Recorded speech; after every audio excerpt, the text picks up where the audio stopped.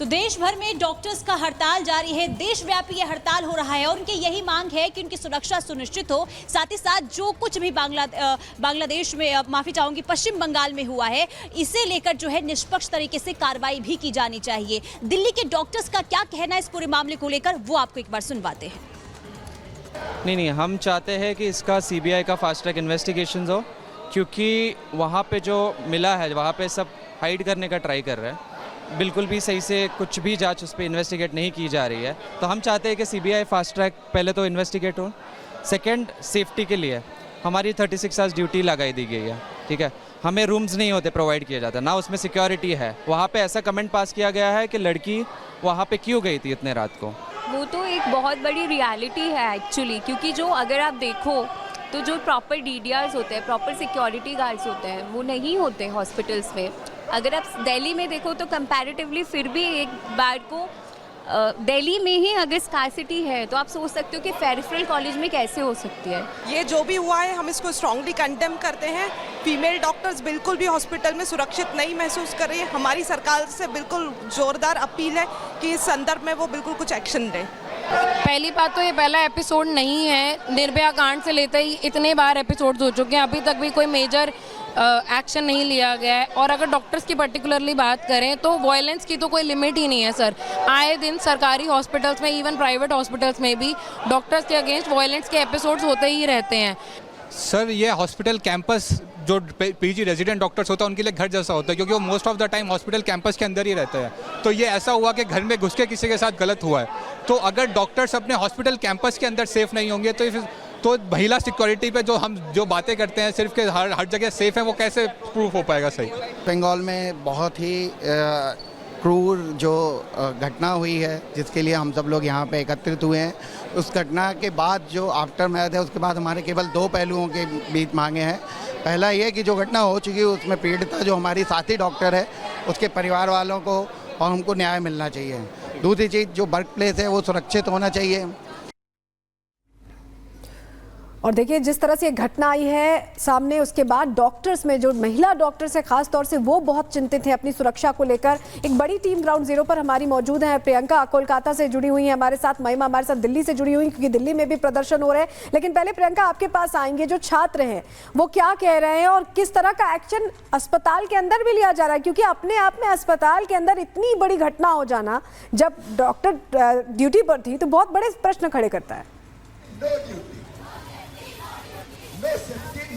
बिल्कुल, और इसके बाद यहाँ छात्रों का जो प्रदर्शन है वो तो हो ही रहा है। आज को लेकर नाराजगी इस बात की है कि इस अस्पताल में नाइट शिफ्ट पर रेजिडेंट डॉक्टर होती है और प्रिंसिपल कहते हैं कि रात में क्यों घूम रही थी वो लड़की। इसको लेकर भी ये छात्र नाराज है कि प्रिंसिपल को माफी मांगनी होगी जिस तरह का असंवैधानिक बयान दिया है। यहाँ पर देखिए छात्र जो अपनी मांग को लेकर इसलिए गिरफ्तार हो गया है, लेकिन इनका मानना है कि इसके पीछे किसी बड़ी साजिश को छिपाया जा रहा है। यहाँ पर हम जाएंगे, लोगों से बात करेंगे और ये रेजिडेंट डॉक्टर्स कह रहे हैं हम तब तक ड्यूटी पर नहीं जाएंगे कि जब तक कि इन्हें डिटेल ऑटोप्सी रिपोर्ट नहीं दी जाएगी, जब तक कि आपको बता दें हमारे आंदोलन में प्रिंसिपल पदत्याग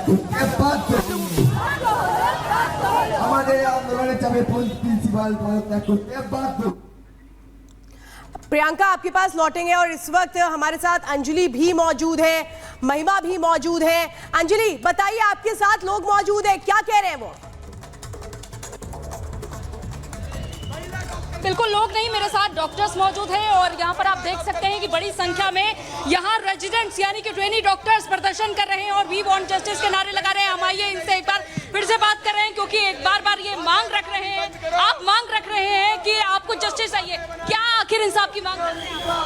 हम लोग मांग कर रहे हैं कि एक तो सीबीआई इंक्वायरी हो और इस केस में फास्ट ट्रैक कोर्ट में जाए, और दूसरा है हमारे सिक्योरिटीज बढ़ाई जाए। गवर्नमेंट सरकारी अस्पतालों और प्राइवेट अस्पतालों की तरफ ध्यान दे, सिक्योरिटीज बढ़ाए, क्योंकि अगर कोई डॉक्टर अपने वर्क प्लेस पे और सेफ नहीं है, this is very wrong. Work place पे है, सेफ नहीं है, इसको लेकर के चिंता खासकर महिला डॉक्टर के साथ जो बदसलूकी हुई बंगाल में, उसको लेकर के क्या कहेंगे, क्योंकि नाइट शिफ्ट भी लगाई गई थी। यहाँ पर ये देखा जा सकता है कि बंगाल में महिलाएं सेफ नहीं और डॉक्टर भी सेफ नहीं है। देखिए, ये पहली बार नहीं है कि डॉक्टरों पे इस तरीके का हमला हुआ है। ये बार बार ऐसा हमला हो रहा है, लेकिन सरकार की तरफ से कोई एक्शन नहीं लिया जा रहा है। हम चाहते हैं कि इस बार कुछ एग्जाम्पलरी कुछ एक्शन लिया जाए ताकि ऐसा ना हो। यही हमारी मांग रहेगी कि कुछ एग्जाम्पलरी ऐसा एक्शन लिया जाए जो एक एग्जाम्पल सेट करे।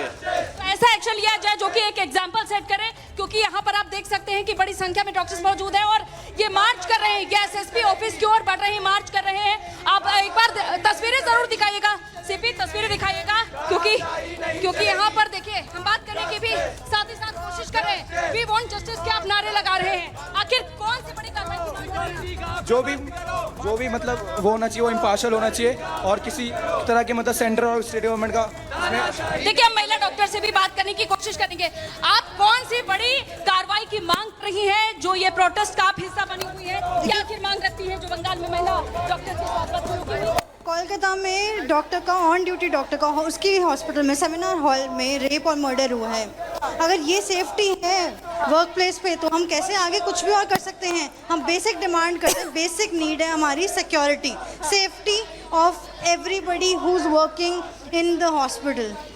हर नेशन में ये चीज़ बेसिक डिमांड है। इसके लिए क्यों रिक्वेस्ट करी जा रही है मुझे नहीं समझ में आ रहा, क्योंकि गवर्नमेंट नहीं सुन रही है, हमें ये चीज़ करनी पड़ रही है।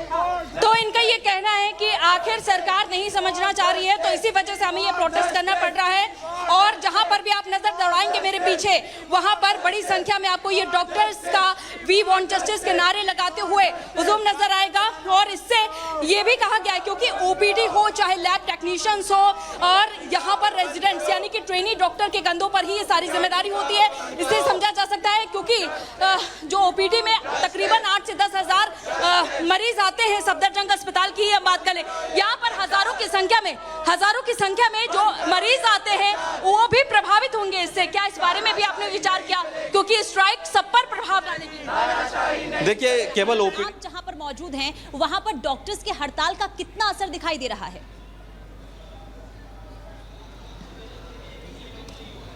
महिमा, अगर आवाज पहुंच पा रही है तो जरा आप ये भी बताइए कि जहां पर आप मौजूद हैं उस अस्पताल में डॉक्टर्स के हड़ताल का असर किस कदर दिखाई दे रहा है? बिल्कुल पुनीता, देखिए एलएनजेपी हॉस्पिटल में मैं इस वक्त मौजूद हूँ और कुछ देर पहले हमने महिला डॉक्टर से बात भी की थी। एक बार आपको फटाफट से तस्वीरें दिखा देते हैं। मेरे पीछे आपको उस वाली तरफ जो है ओपीडी नजर आएगी और अभी वहाँ पर कोई भी मौजूद नहीं है। अमूमन इस जगह पर बहुत ज़्यादा भीड़ हुआ करती थी, लेकिन मरीज यहाँ पर नहीं आ पा रहे क्योंकि ओपीडी बंद है। और यहाँ पर देखिए ना सिर्फ एलएनजेपी हॉस्पिटल बल्कि लेडी रीडिंग हॉस्पिटल और बहुत सारे हॉस्पिटल जो कि इस वक्त बंद बताए जा रहे हैं, उस वाली तरफ इमरजेंसी वहाँ पर आपको भीड़ नजर आएगी। क्योंकि डॉक्टर से जब हमने बात की थी वो ये बात कहते हुए नजर आए थे कि अभी जो इमरजेंसी है वो फिलहाल चल रही है, लेकिन यहाँ पर ओपीडी और सर्जरी जो बाकी सेवाएं उनको बंद करने का फैसला इसलिए किया क्योंकि कोलकाता में जो भी हुआ उससे सभी जो यहाँ पर ट्रेनी डॉक्टर्स आहत है और ये साफ तौर पर कहते हुए नजर आए कि सीबीआई जांच होनी चाहिए इस पूरे मामले की। दूसरी बड़ी बात वो ये कहते हुए नजर आए कि कैंपस ही आज के समय में सुरक्षित नहीं है, तो कैंपस सुरक्षित होना चाहिए, ये भी उनकी मुख्य मांग है। और कुछ देर पहले यहाँ पर प्रदर्शन करते हुए जो ट्रेनी डॉक्टर्स वो नजर आ रहे थे, वी वांट जस्टिस ये नारा लगाते हुए नजर आ रहे थे। वो तस्वीरें भी हमने आपको इससे पहले वाले बुलेटिन में दिखाई थी।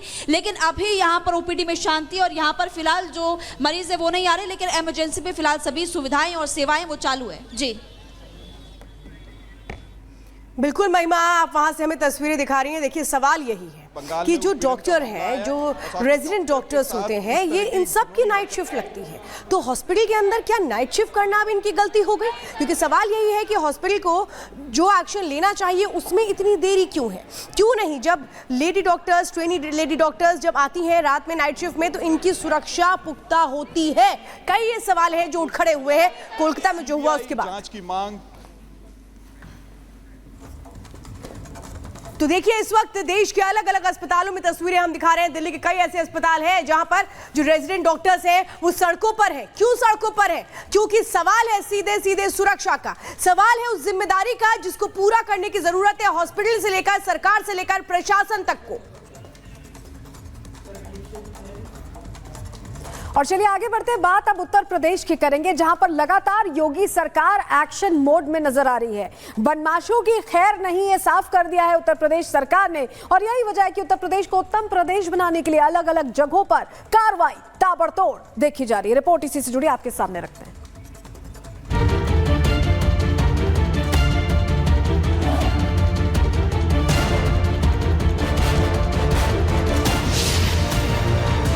यूपी में बदमाशों की खैर नहीं, जो अपराध करेगा उस पर कार्रवाई होगी ही होगी।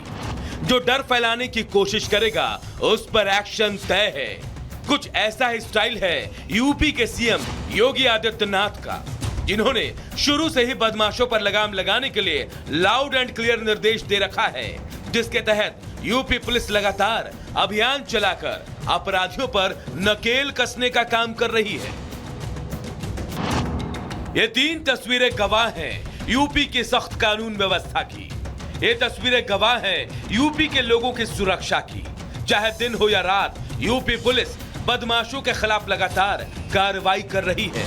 बदमाश चाहे कितना भी शातिर हो, अगर कोई अपराध करेगा तो योगी की पुलिस का चाबुक चलना तय है। ये तस्वीरें हैं कानपुर की, जहां पांडु नदी के किनारे गे ऐप के जरिए लोगों को बुलाकर लूटपाट करने वाले गिरोह के 2 सदस्यों के साथ यूपी पुलिस की मुठभेड़ हुई, जिसमें बदमाश टिंकू और मुस्तकीम के पैर में गोली लगी। बाद में पुलिस ने इन दोनों बदमाशों को दबोच लिया। इन बदमाशों के पास से चोरी की बाइक, 2 तमंचे और कई कारतूस बरामद किए गए हैं। दरअसल ये गैंग गे ऐप के जरिए लोगों को फंसाता था।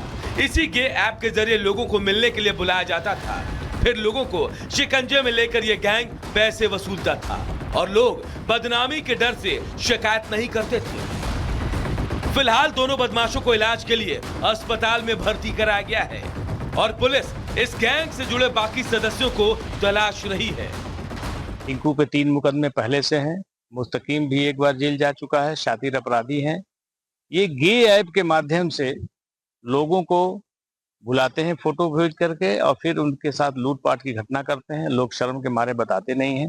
अभी कल एक पनकी में अभियोग पंजीकृत हुआ था, उसी के तहत एक खोजबीन जारी थी, तलाशी हो रही थी। इन्होंने कार्य क्षेत्र अपना यहाँ बना रखा था, यहीं इस्पात नगर में कमरा ले रखा था। आज ग्रैंड चेकिंग के दौरान ये